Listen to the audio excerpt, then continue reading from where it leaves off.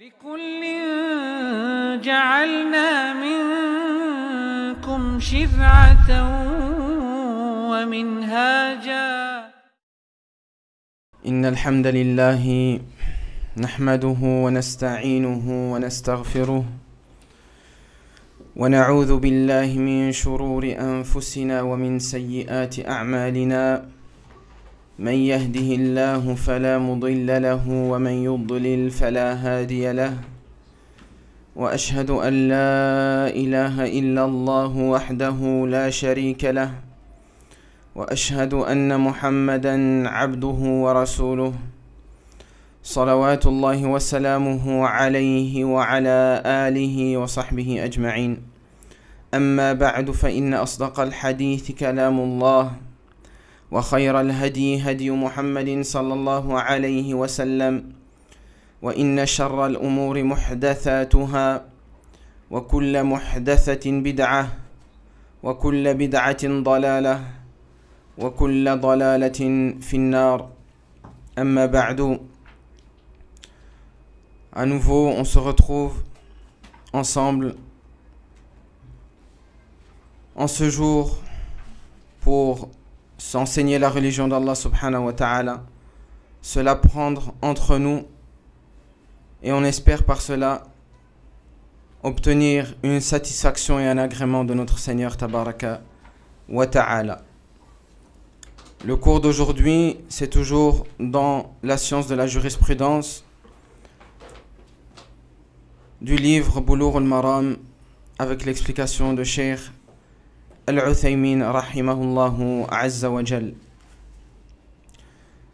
Et on va continuer le prochain hadith qui suit dans cette série et nous sommes toujours dans Kitab At-Tahara, dans le livre de la purification, et on commence la lecture du prochain hadith. Naam. Bismillahirrahmanirrahim. وصلى الله وسلم على أشرف الأنبياء والمرسلين. اللهم اغفر لنا ولشيخنا وللحاضرين والسامعين. أما بعد، قال المؤلف رحمه الله تعالى: وعن أبي قتادة رضي الله تعالى عنه أن رسول الله صلى الله عليه وسلم قال في الهرة: إنها ليست بنجس إنما هي من الطوافين عليكم.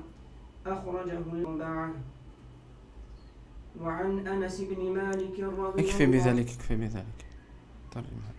On rapporte d'Abi Qutadah radiyallahu anhu que le prophète sallallahu alayhi wa sallam avait dit à l'égard de la chatte: en vérité, elle n'est pas impure, elle fait partie des animaux domestiques qui vous entourent.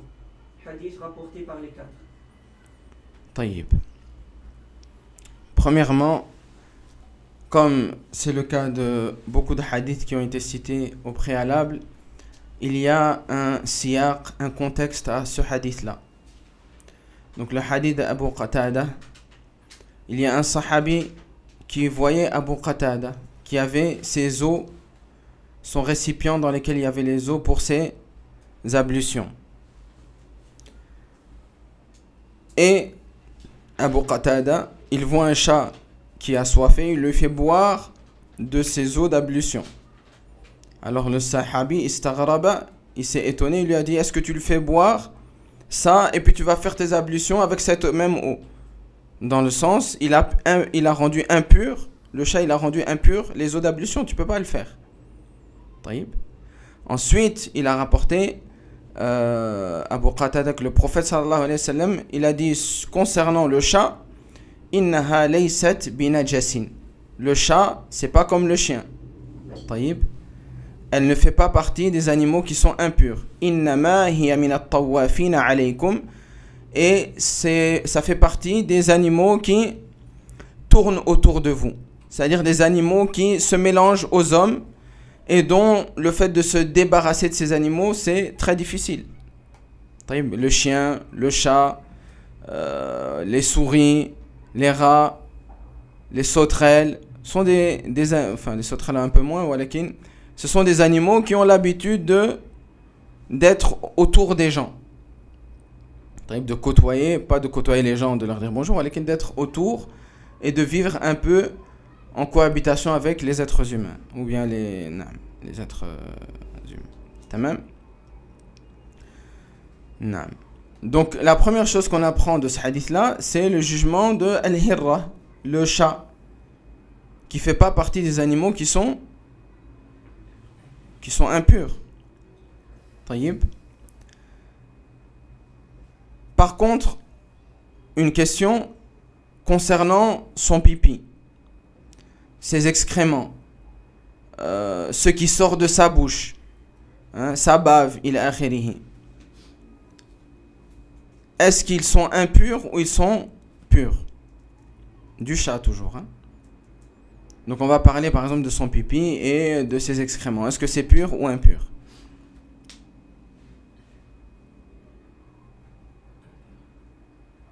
Pourquoi c'est impur?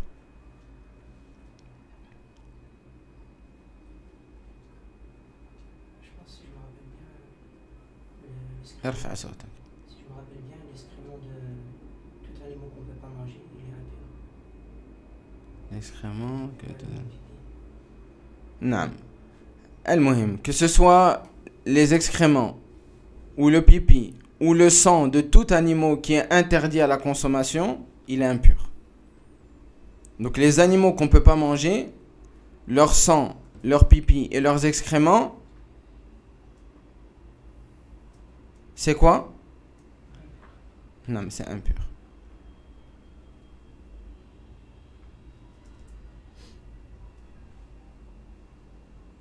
Également le vomi.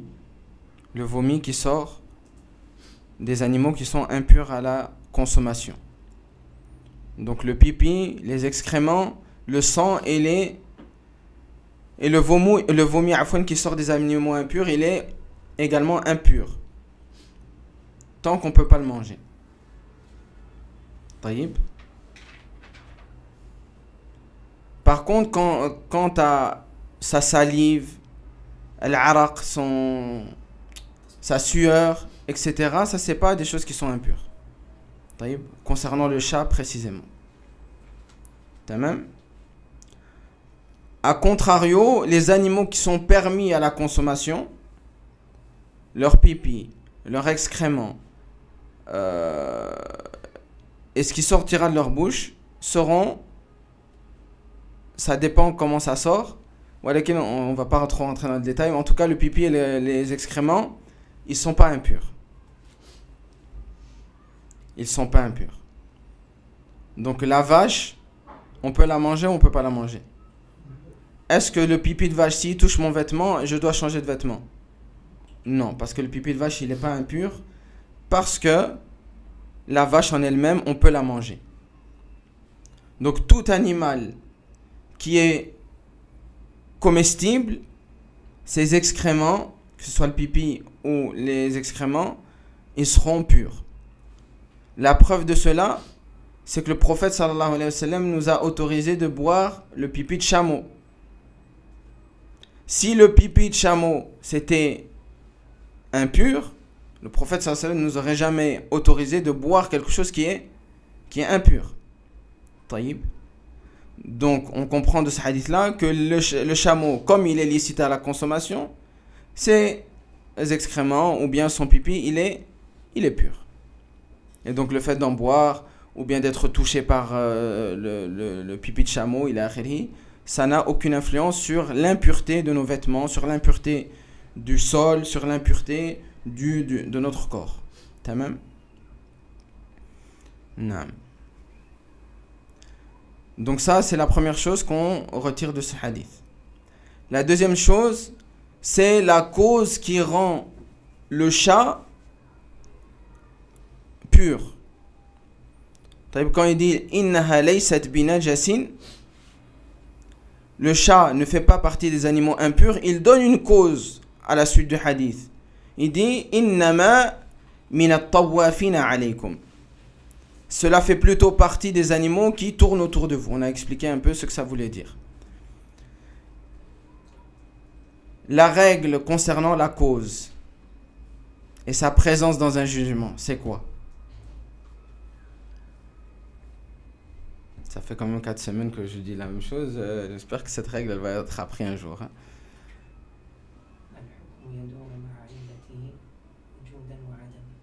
Ah, t'as trouvé le deuxième mot, tabarak ar-Rahman, c'est bien. Al-hukmu yaduru ma'a illatihi wujudan wa adama. Le jugement, il est rattaché à sa cause. Si la cause est présente, le jugement est présent. Si la cause n'est plus présente, le jugement également disparaît. Taïb. Donc ici, c'est la même chose. La illa, pourquoi c'est pas impur le chat? C'est qu'il fait partie des animaux qui vivent avec les hommes. Taïb. C'est-à-dire que tout animal qui sera considéré comme le chat, qui vivra parmi les hommes, ce sera un animal qui ne sera pas impur. À part, à l'exception du chien, parce que le prophète sallallahu alayhi wa sallam l'a cité comme étant impur, bidhatihi, lui-même. Mais tout ce qui est les rats, les souris, qu'est-ce qui vit encore certains savants, ils ont dit même les ânes, les albiral, je sais pas comment on appelle ça, les ânes, tous les animaux qui sont dans les entourages de l'être humain, de l'homme, ils ne feront pas partie des animaux qui sont impurs. Taïb.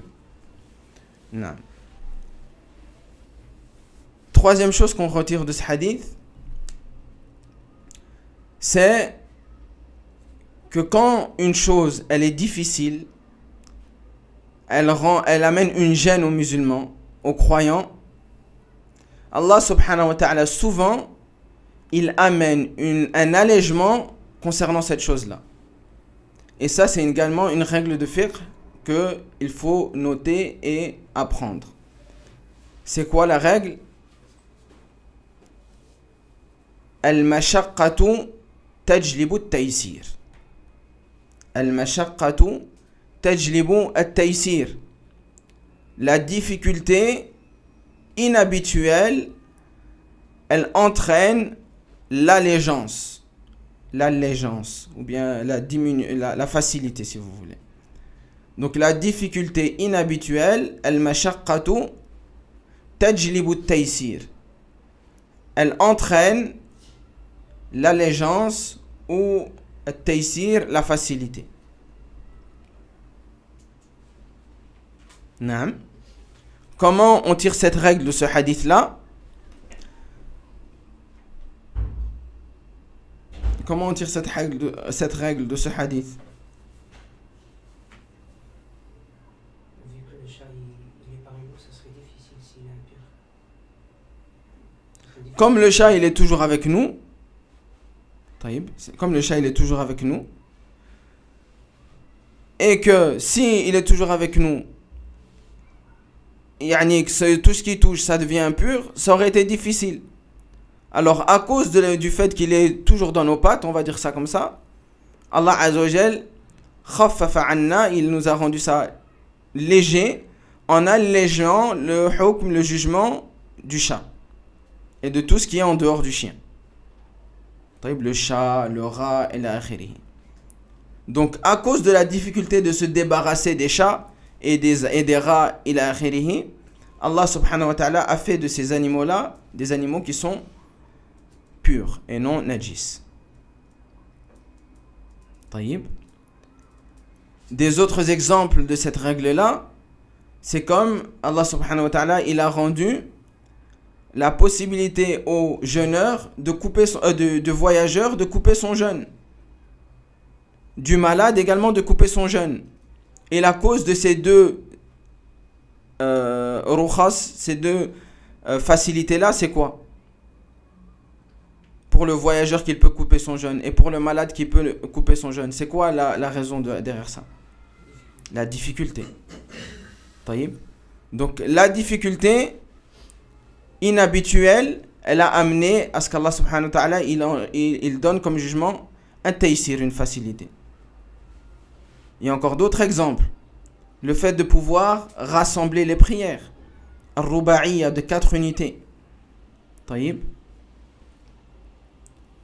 Pourquoi Allah subhanahu wa ta'ala il nous a ordonné, facilité dans ce bab-là? Dans quelle situation? Quand on est en état de voyageur, quand on est malade, quand il y a une pluie forte, quand il y a un vent fort, tout ça c'est quoi? Des difficultés. Et où il y a la difficulté, Allah subhanahu wa ta'ala souvent il amène l'allègement et la facilité. Donc tout ça c'est juste pour montrer et donner des exemples de la règle qu'on a citée. Al-mashaqqatu tajlibu at-taysir. Et comme ça, des règles, il y en a énormément. Des situations où Allah subhanahu wa ta'ala il a rendu facile à cause d'une difficulté, il y en a énormément. Hein? On peut aussi citer at-tayammum quand il n'y a pas le wudu. Hein? Tayammum quand il n'y a pas le wudu. Naam, le fait de faire le wudu sur les chaussettes. Taïb, parce que les chaussettes, si on devait à chaque fois les enlever, etc., ça amène une mashaqqa, une difficulté. Alors Allah Ta'ala il nous a amené une facilité dans cela. Et comme ça, dans beaucoup de situations, on peut remarquer qu'Allah Azza wa Jal, par miséricorde envers nous, il nous a amené un allègement quand il y a un mashaqqa, une gêne, une difficulté pour cela. Taïb. Et que la difficulté, elle est inhabituelle, pas qu'elle est mustamira. Naam.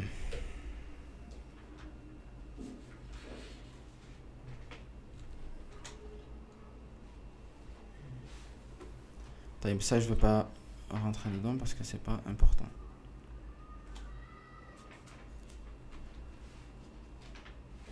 Naam, et concernant c'est ça, le mulet. J'ai cherché le mot libéral, c'est le mulet ou la mule et les ânes. À l'époque, ça faisait partie des animaux qui étaient vivants autour des gens. Ils n'étaient pas concentrés dans des enclos et dans des coins spécifiques à eux. Taïb. Non, alors je dois citer le deuxième avis. Donc le deuxième avis, excusez-moi pour cela, je voulais pas le citer, mais pour la mas'ala, je suis obligé de le citer. Le deuxième avis, qui est faible chez le ulama, c'est que la raison pour laquelle le chat il a été rendu licite, c'est pas à cause de la difficulté de s'en débarrasser, mais plutôt à cause de sa taille. Plutôt à cause de sa taille. Taïb. Et ils disent donc tout ce qui est de la même taille du chat ou en dessous de sa taille, il est pur. Tout ce qui est au-dessus de la taille du chat, il est impur. C'est pour ça que le chien, ils l'ont rentré dans l'impureté parce qu'il est au-dessus de la taille du chat. T'as même? Et aussi, c'est peut-être une bonne remarque concernant les jugements de la religion. Quand Allah subhanahu wa ta'ala il donne des jugements concernant al-aghlabiyya, la majorité. Taïb. Il ne donne pas des jugements concernant la totalité des gens. Taïb, al-aghlabiyya. Donc certains savants ils ont dit que c'est la taille qui compte. Mafhoum? Oui? Donc maintenant on revient à la situation de l'âne et du mulet. Est-ce que ce sont des animaux qui sont purs ou des animaux qui sont impurs?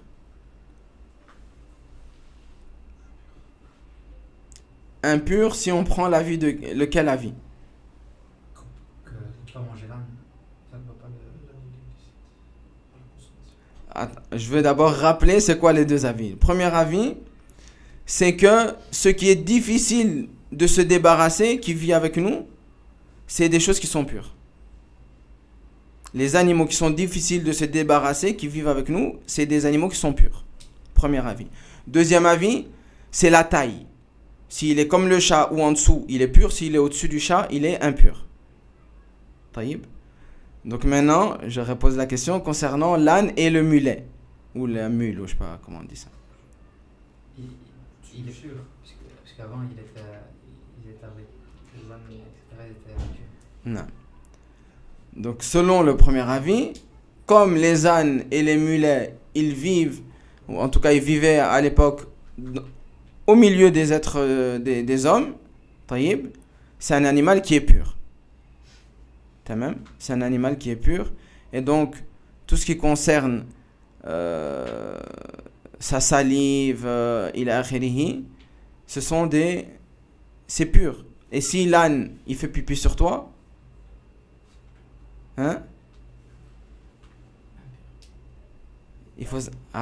C'est un piège. Est-ce qu'on peut manger? Concernant le pipi, on regarde pas est-ce que c'est un animal pur ou pas pur. On regarde est-ce qu'on peut le manger ou on peut pas le manger. L'âne, c'est interdit de consommation. Donc son pipi, il est impur. C'était un piège. Hein? C'était un piège, comme d'habitude. Et si on voit l'autre avis, que c'est la taille, alors on dit que l'âne, il est impur. Puisqu'il est plus grand que le chat. Walakin Cheikh Al-Uthaymin, il nous dit que c'est un avis qui est faible.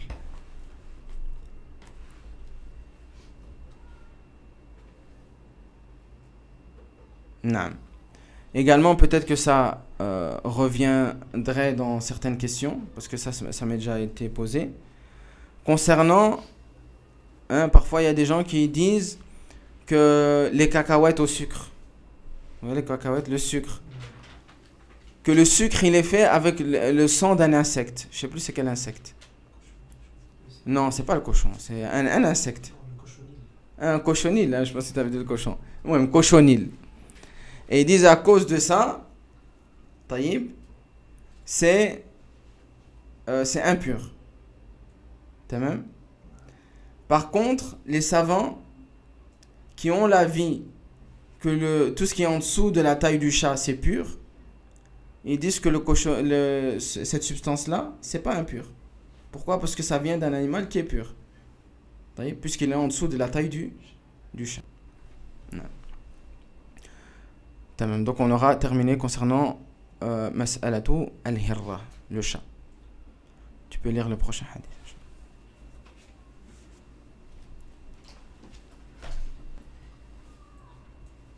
قال المؤلف رحمه الله تعالى وعن أبي هريرة رضي الله تعالى عنه قال رسول عن أنس بن مالك عن أنس بن مالك رضي الله تعالى عنه قال جاء أعرابي فبال في طائفة المسجد فزجره الناس فنهاهم رسول الله صلى الله عليه وسلم فلما قضى بوله أمر النبي صلى الله عليه وسلم بذنوب من ماء فأهريق عليه متفق عليه.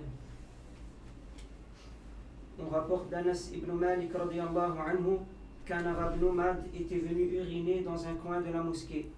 Alors les gens le réprimandèrent, mais le prophète sallallahu alayhi wa sallam leur a interdit. Lorsqu'il finit, le prophète sallallahu alayhi wa sallam ordonna qu'on lui apporte de l'eau qu'il sallallahu alayhi wa sallam versa sur les urines. Hadith agréé. Hadith agréé, muttafaqun alayhi, rapporté par Al-Bukhari ou Muslim. Taïb. Donc ici c'est concernant l'impureté du pipi de l'être de l'homme. Taïb. L'impureté du pipi de l'homme.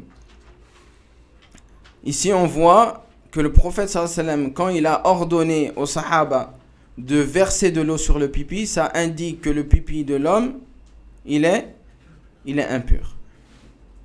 Que le pipi de l'homme il est impur. Taïb. Est-ce que le pipi de al-radi', du nourrisson qui ne mange pas, il est impur? C'est-à-dire qu'il allait seulement. Il ne mange pas encore. Laysa binajis? Laysa binajis.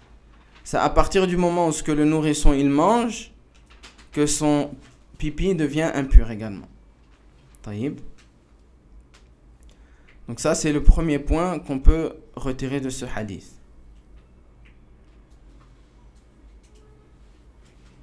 La deuxième faïda, je pense que ça reviendra dans les fawaïd que le cheikh il va citer un par un, mais c'est ce qui me vient en tête donc je le dis. C'est que la manière de purifier une portion de terre qui a été rendue impure, c'est juste en jetant de l'eau.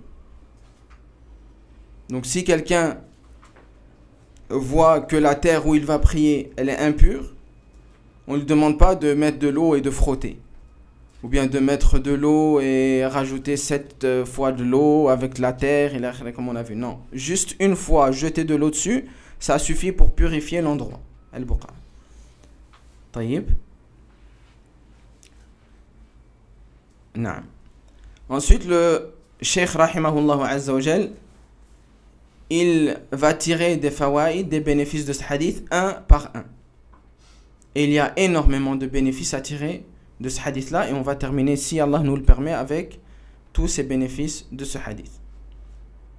Le premier, est vraiment celui qui ne veut pas faire de tort dans sa société, qui ne veut pas faire de tort à la da'wa de la sunna, qu'il écoute vraiment ces points, ils sont importantissimes.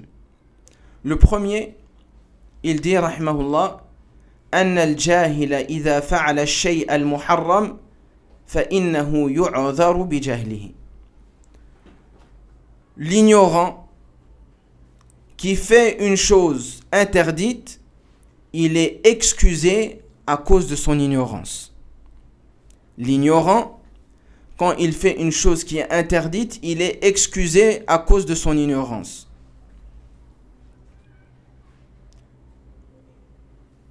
طيب ولا يلحقه في ذلك إثم. Et Allah Azza wa Jal ne lui comptera pas cela comme étant un péché. Donc parmi les al-mawani', des choses qui interdisent Allah subhanahu wa ta'ala, qui empêchent Allah subhanahu wa ta'ala de compter un péché pour l'être humain, c'est al-jahl, l'ignorance concernant le jugement d'une chose. طيب. Et cela on le voit dans la parole d'Allah subhanahu wa ta'ala où il dit Rabbana la tu'akhidna in nasina aw akhta'na. Oh Allah, ne nous compte pas de péché si on oublie le jugement ou bien si on fait une faute par ignorance. طيب. مفهوم؟ نعم. Donc concernant ce point-là, il ne faut pas non plus tomber dans un excès. L'excès, c'est lequel? C'est quand la personne elle entend ça, elle se dit quoi? Moi je ne veux pas étudier. Comme ça, quand je fais une faute, Allah Azza wa Jal, il ne me compte pas ça comme un péché. Non. Quand Allah subhanahu wa ta'ala ou le prophète sallallahu alayhi wa sallam, il nous dit qu'on ne compte pas le péché de celui qui est ignorant, c'est celui qui n'a pas fait exprès de ne pas apprendre. Celui qui avait, par exemple, qui n'avait pas les moyens d'apprendre. Hein? Comme c'est le cas de l'Arabi ici.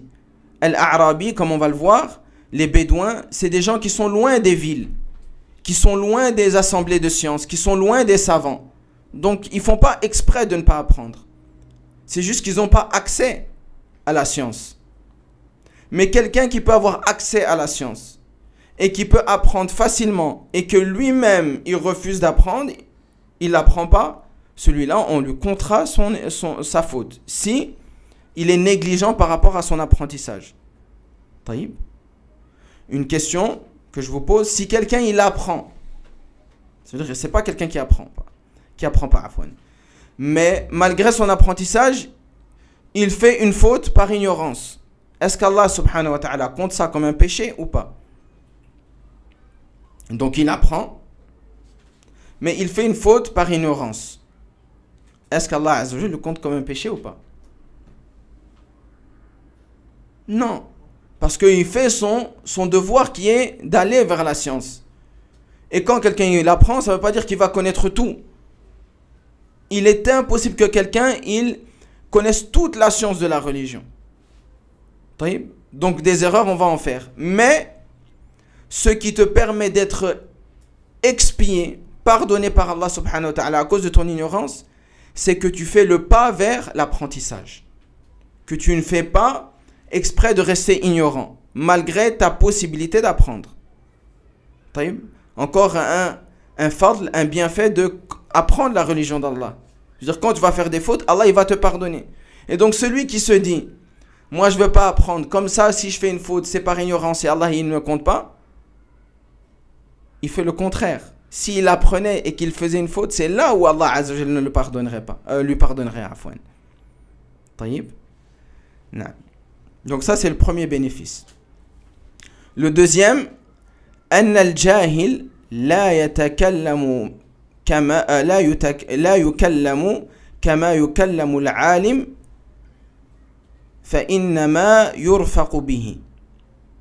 Et ça, c'est également un point important. Celui qui est ignorant dans la religion, ou bien peut-être un débutant dans la religion, on ne va pas parler avec lui comme on parlerait avec quelqu'un qui a déjà 10 ans d'apprentissage de la religion, ou bien 4 ans, ou bien 2 ans. Donc on doit parler aux gens selon leur niveau. C'est pour ça que Ali radiallahu anhu, il disait « Haddithu nas bima ya'rifun » Parler aux gens avec ceux qu'ils peuvent comprendre. Atuhibbuna an yukadhdhib Allah wa rasuluh? Est-ce que vous aimerez qu'à cause de vous, on dit qu'Allah il ment et son prophète il ment, qu'on ne croit pas à la révélation? À cause du fait que vous parlez des choses qui sont trop difficiles pour la personne et ça amènera la personne à délaisser peut-être la religion. Donc ça c'est une chose qui est très importante dans la da'wah, ou bien quand on veut appeler à Allah subhanahu wa ta'ala, ou bien quand on veut corriger les gens. Si quelqu'un, c'est son début, des situations par exemple qui me sont parvenues, quelqu'un qui vient de se convertir, et les frères qui sont autour de lui, ils disent maintenant, il faut aller te faire circoncire. La personne elle a 25 ans, il vient de se convertir et on lui parle de circoncision. C'est pas le moment de parler de circoncision. Là, c'est le moment de lui parler d'adorer Allah, de tawhid, de unifier Allah, de la salat, du lien avec Allah. C'est pas le moment de lui dire circoncis-toi. La personne, elle vient juste de se soumettre. Là, il faut travailler sa foi, travailler son augmentation, sa proximité avec Allah. C'est ça qu'il faut travailler. Mais si on vient directement avec des interdits, des ordres, la personne, elle va partir. Elle va dire, c'est quoi cette religion de ordre et interdit, il faut faire ça, il faut pas faire ça, et attention, ça, il va devenir fou, c'est pas le moment. Donc il faut, chaque personne, elle a une parole qui lui est précise, qui lui est bénéfique, et c'est pas à tout le monde qu'on doit parler de la même manière. Donc chacun, il doit être exhorté selon son niveau de connaissance, selon son niveau de connaissance, selon son niveau de début également, de temps qu'il a déjà passé dans la science. Taïb. Donc ça c'est une chose qui est très importante, parce que ça peut amener malheureusement à ce que les gens délaissent la religion. Par exemple, quelqu'un il prie pas, la personne ne prie pas, elle joue au foot avec un short. Et moi je viens, je lui dis ouais, c'est quoi ça, couvre tes cuisses, faut pas jouer avec un short. La personne elle prie pas, ibadallah, qu'est-ce que tu vas lui parler des cuisses alors que déjà la situation, la aura des cuisses etc., c'est une situation où il y a une divergence chez les savants. Est-ce que la cuisse ou bien le milieu de la cuisse il fait partie de la aura ou pas? Qu'est-ce que tu vas aller te parler à quelqu'un qui prie même pas et tu lui parles d'ordre et d'interdit? La personne n'a même pas de lien avec Allah. Qu'est-ce que tu lui parles d'ordre et d'interdit? Au début de l'islam, Allah Azza wa Jalla, il a donné des interdits? Non. Il a donné des versets qui permettent aux gens de se lier avec Allah, de lier leur cœur à Allah, de lier leur cœur à l'unicité d'Allah. Ensuite est venue la prière, le lien qu'ils ont avec Allah. C'est-à-dire que quand on voit une personne comme ça, on ne lui parle pas d'ordre et d'interdit. On le reconnecte avec son Seigneur. C'est ça qu'il faut faire. Donc chaque situation, elle a une parole qui lui est spécifique. Et on va voir dans les fawaïd, si on a le temps, que également une parole, elle ne doit pas être dite, même si c'est une parole de vérité, elle ne doit pas être dite dans chaque situation. Et on le verra, Inch'Allah Azza wa Jal, dans la suite.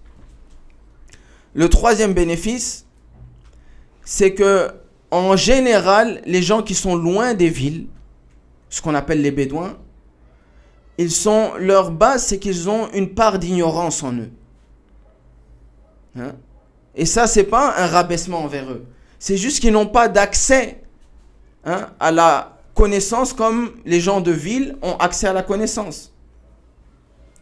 Ici, peut-être encore plus que dans d'autres pays, on peut voir des vrais bédouins, des vraies personnes qui habitent à la montagne, au Maroc ici. Et on voit que leur niveau de connaissance, leur niveau de connaissance, de compréhension, il est moindre par rapport à des autres. Parce qu'ils n'ont pas eu l'accès à la lecture, ils n'ont pas eu l'accès à la science religieuse ou à la science mondaine. Ça veut dire que leur niveau de connaissance et de compréhension, il est moindre. Et donc une personne comme ça, on va pas lui parler de la même manière qu'une personne qui est dans la ville, qui a eu de la science, qui a eu de la connaissance, qui a eu qui s'est assis dans des cours et l'akhiri, c'est pas la même chose. Peut-être que c'est moins présent dans les pays qui sont développés comme la France, la Belgique, etc. Il y a peut-être moins, mais ça existe aussi. Ça existe aussi. Donc, ceux qui viennent des Badia, des Bédouins, également, ils ont une parole spécifique. On leur parle également d'une parole spécifique. Le quatrième point, c'est qu'il est obligatoire à celui qui connaît d'enseigner ce qu'il connaît à l'ignorant. Il est obligatoire pour celui qui connaît d'enseigner à celui qui ne connaît pas, d'enseigner à l'ignorant. Et c'est comme ça qu'entre musulmans, on s'élève. Si chacun d'entre nous qui connaît une chose, il reste dans son coin et il ne la partage pas, tout le monde va rester ignorant. Et donc fait partie de l'élévation des musulmans que de s'entraider dans l'apprentissage. Le meilleur des apprentissages, bien sûr, c'est l'apprentissage de la religion. Donc transmettre ce que tu connais de la religion à des autres personnes qui ne connaissent pas, c'est important. Mais également fait partie de cela de s'enseigner aussi des choses mondaines.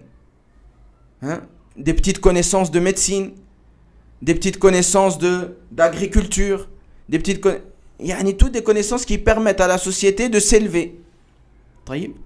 Donc la meilleure des sciences qu'on transmet, c'est la science religieuse.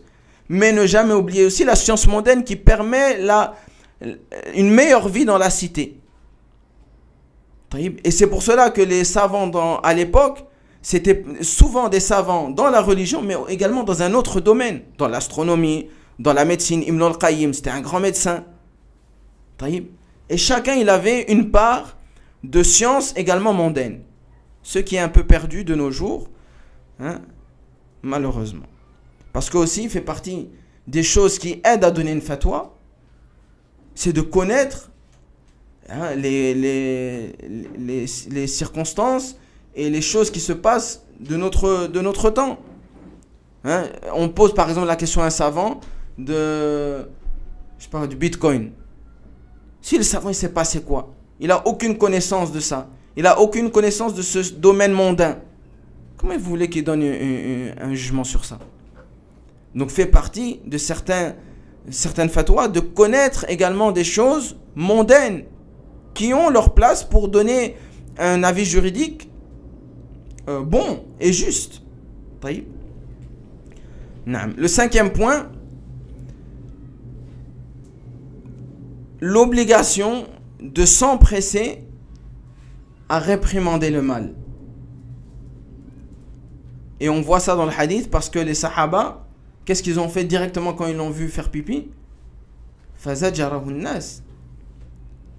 Les gens, ils ont essayé de lui dire arrête, qu'est-ce que tu fais? Directement. Donc ça, c'est une preuve qu'il faut, quand on voit une chose qui est blâmable et qu'on a la possibilité de le réprimander directement, qu'on le fasse. J'ai bien dit, écoutez bien, qu'on a la possibilité de le réprimander directement.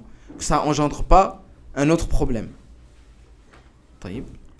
Le sixième point, et c'est ce que je viens de dire, si le fait de réprimander le mal, ça engendre un mal plus grand, alors il faut arrêter, il ne faut pas le faire à ce moment-là.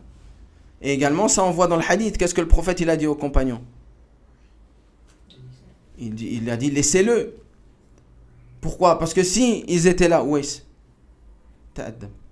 si ils étaient là à le réprimander, peut-être qu'il aurait sali plus qu'une petite partie de la mosquée.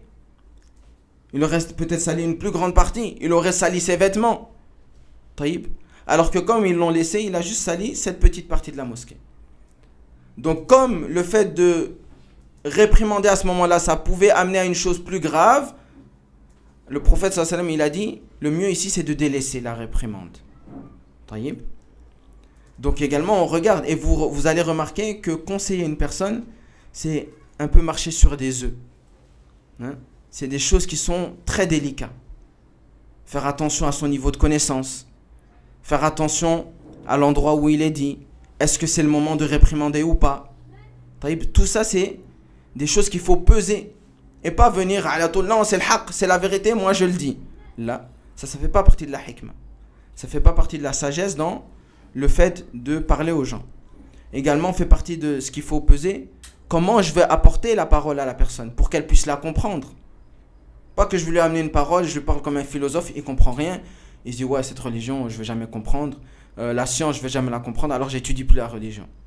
Ça amène aussi les gens à s'éloigner de la religion et de la compréhension de la religion. Donc tout ça c'est très délicat. Et il faut faire attention que le jour du jugement il ne va pas venir chez Allah pour dire c'est lui qui m'a éloigné de la science, c'est lui qui m'a éloigné de la religion. Parce qu'il m'a parlé, j'ai rien compris, il m'a parlé trop difficilement, je comprenais rien. Alors je me suis dit que la religion c'est trop difficile, c'est pas pour moi, j'ai délaissé. Ou bien il m'a parlé dans un moment de colère et j'ai pas accepté, et alors j'ai pas accepté sa voix. Je me suis dit les gens de la sunna c'est tous des gens comme ça, j'accepte pas. Et je me suis réfugié chez des autres personnes. Il faut faire attention. Qu'est-ce que les gens ils vont dire auprès d'Allah? Peut-être c'est une cause qu'on va en enfer. Je dois aller un peu plus vite. Pardonne-moi de cette étale. On est au 7e point. C'est ça? Également qu'il faut faire vite pour purifier un endroit. Parce que directement quand le sahabi, comme l'arabi, le bédouin, il a fini, directement le prophète il a ordonné de verser de l'eau sur l'impureté. Que ce soit l'impureté du corps, ou bien l'impureté de l'endroit, ou bien l'impureté également du vêtement. Pourquoi? Parce qu'il se peut, si on retarde, qu'on oublie même qu'il y avait une impureté là, à cet endroit-là. Et on prie là, et on fait des actions là, alors que l'endroit il est impur. Taïb. Donc quand on voit une impureté, on s'empresse à la purifier. Le 8e point, c'est ce qu'on avait dit, la manière de purifier la terre ou le sol, c'est en versant de l'eau, et c'est tout. C'est en versant de l'eau. Le 9e point,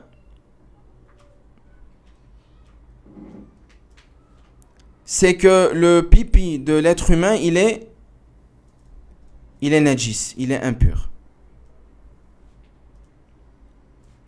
Taïb. Le 11e point, c'est que fait partie des conditions de la validité de la prière que l'endroit où on va prier, ce qu'on appelle le buq'a, il soit pur. Donc parmi les conditions de validité de prière, c'est que l'endroit où on prie, il soit pur. Taïb. Et concernant cette chose-là, at-tahara, la pureté, taïb, elle se voit dans 3 choses. Taïb, elle se voit dans 3 choses. Et il faut que les 3 choses soient pures pour que la prière de la personne elle soit valide. La première, c'est ce qui est venu dans le hadith. Taharatul buqa'a. Al-buqa'a, afwan. Taharatu al-buqa'a. La pureté de l'endroit où on va prier, du sol où on va prier.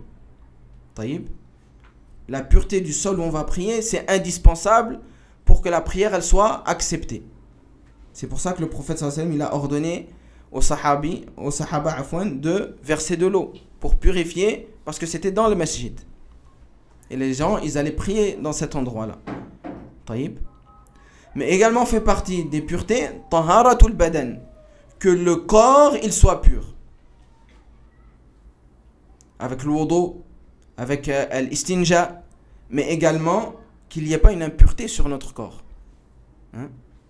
Le pipi d'un chien, le pipi d'un chat, le vomi de quelque chose, d'un chat, qu'il n'y ait pas une impureté sur notre corps. Et la troisième, taharatu thiyab, la pureté des vêtements. Également que le vêtement ne soit pas touché d'une impureté. Donc on a trois. Taharatu al-buq'a, l'endroit où on va prier.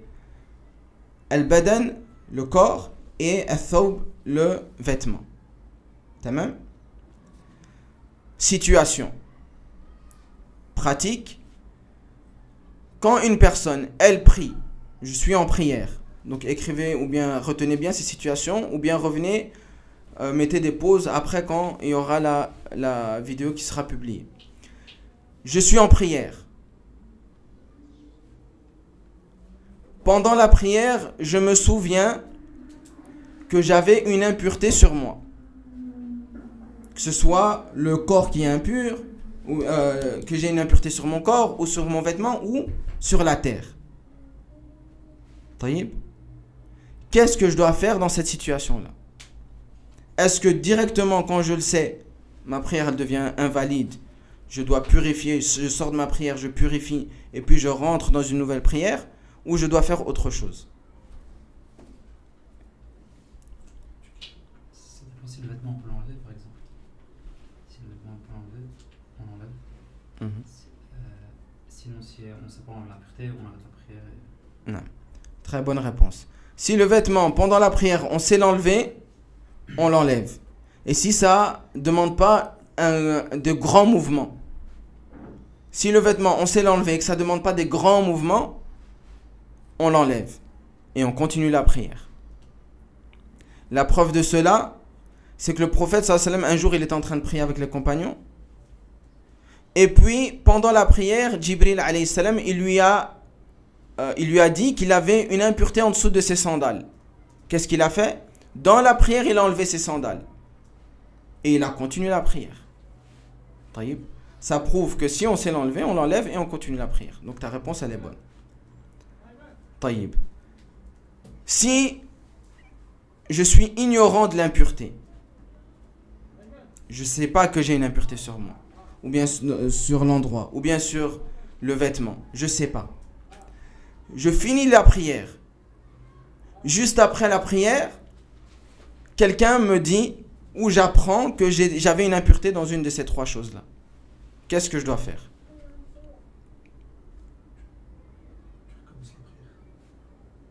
Tu recommences la prière. Amar, tu réponds pas beaucoup aujourd'hui, toi. Ça dépend si il y avait un long temps. Non, c'est directement après la prière. Tu refais la prière. Non. Si tu étais ignorant tout au long de ta prière de la présence de cette chose-là, on a dit quoi? Al-jahl. Elle est pardonnée.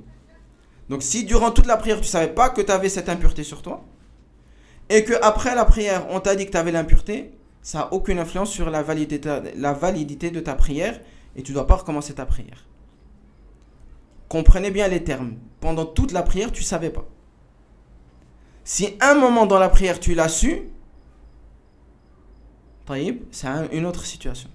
Nous on dit que durant du A à Z de la prière tu ne savais pas que tu avais une impureté. Et après, proche de la fin, donc quand tu as fini, et puis quelqu'un il vient te dire juste après la prière, il y avait une impureté sur le thiyab ou sur l'endroit, il a khiri, tu ne dois pas recommencer ta prière elle est valide. Taïb. Deuxième situation, c'est que avant de commencer la prière, taïb, tu te diriges vers la mosquée et tu te rappelles que tu as une impureté sur toi. Et donc tu te diriges vers la mosquée avec l'intention de purifier ton vêtement. Tu arrives à la mosquée, tu oublies de purifier ton vêtement et tu pries comme ça. D'accord? Donc avant la prière, tu savais que tu avais une impureté. Tu voulais la purifier, mais tu as oublié de la purifier. Tu continues, tu fais ta prière en oubliant cette chose-là. Tu termines ta prière. Après la prière, proche de la prière, tu te rappelles, ah, mais j'avais une impureté, ou bien le sol il était impur, il a khiri. Qu'est-ce que je dois faire à cet instant-là? également comme l'ignorant, que sa prière elle est valide?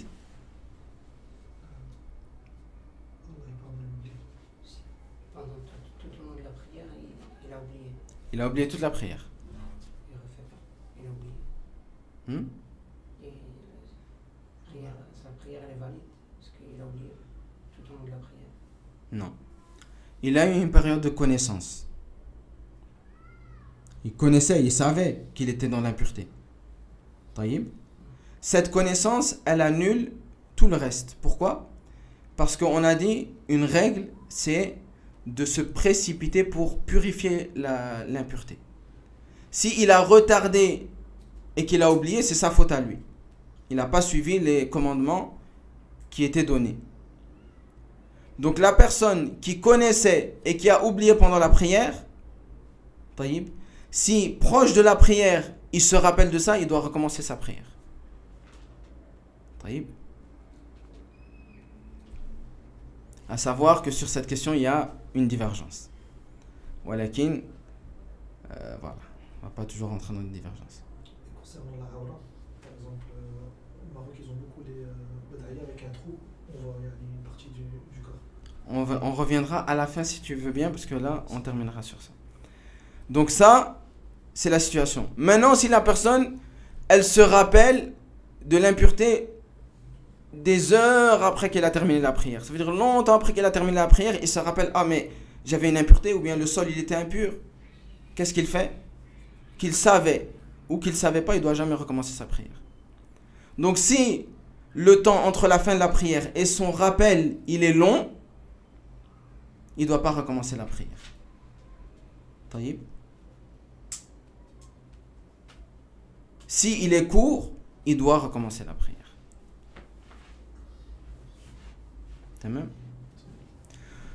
Il y a beaucoup de détails en plus, mais on se suffira de ça, Inch'Allah Azza wa Jal.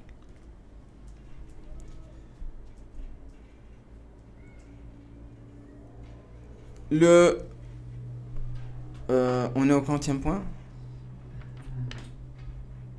10e. Au 10e point? Audition de validité, c'est Donc maintenant c'est le 11e. Ouais. Le 11e point, c'est qu'il est interdit de mettre dans la mosquée une najasa, une impureté. C'est-à-dire quelqu'un, il vient et il met une impureté dans la mosquée. Ça, c'est une interdiction qui est formelle.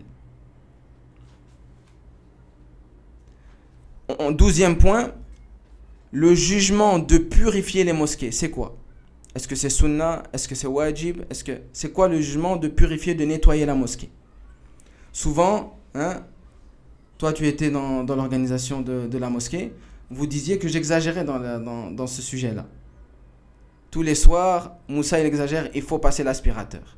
Il faut mettre que ça sente bon. Le jugement de purifier la mosquée et de la garder propre, c'est un fard kifaya.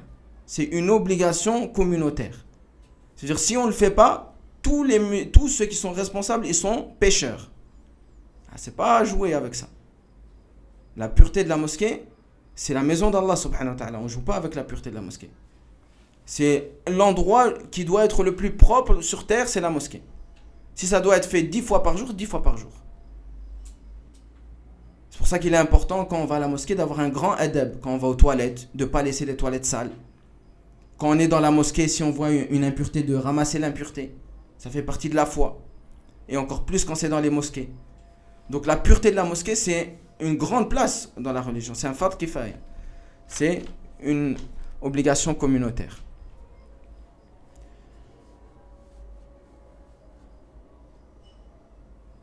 Et le dernier point, qui est le 14e, c'est ça? 13e, afwan. C'est l'importance du bon comportement pour l'acceptation de la vérité. L'importance du bon comportement pour l'acceptation de la vérité. Pourquoi? Je ne sais pas si dans le hadith ici c'est dit, dans le livre, walakin je vais le citer.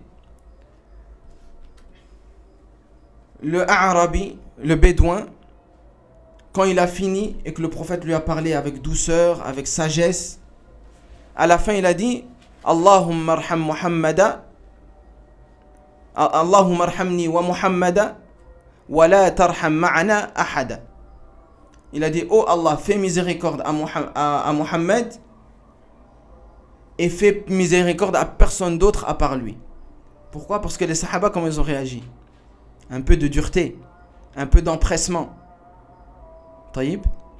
Et ça, c'était une cause. Si le prophète n'était pas là, peut-être qu'il n'aurait pas accepté la parole. Mais la parole qui est venue l'adoucir et l'accepter, et qui a amené qu'il l'accepte, c'est quoi? C'est parce que le prophète il est venu avec douceur, avec sagesse. Taïb.